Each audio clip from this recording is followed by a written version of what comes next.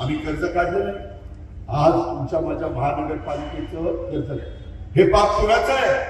अरे कुठं फेडा हे पाप.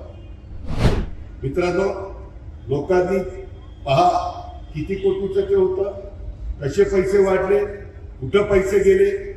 मी 25 वर्षात इथं त्यावेळेस माझ्या बरोबर काम करणार नारायणराव भैबडे, विलास अण्णा सगळे सहकारी आहेत.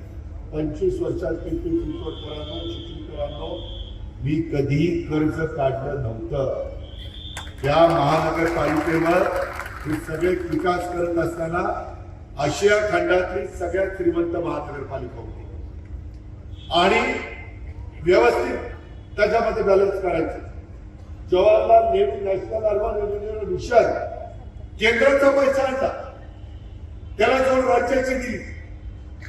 केंद्रात पवारसाहेब होते, राज्यात मी होतो आणि काही आपल्या महानगरपालिकेचा पैसा ह्याच्यातून या शहराचा चेहरामोहरा बदलण्याचा प्रयत्न केला. आम्ही कर्ज काढलं नाही. आज तुमच्या माझ्या महानगरपालिकेचं कर्ज नाही. हे पाप कुणाचं आहे? कुणी केलं? कुणाला अधिकार दिलेला होता? अरे कुठं फेडा हे पाप. याचा विचार शुद्ध मतदार करणार आहे का नाही?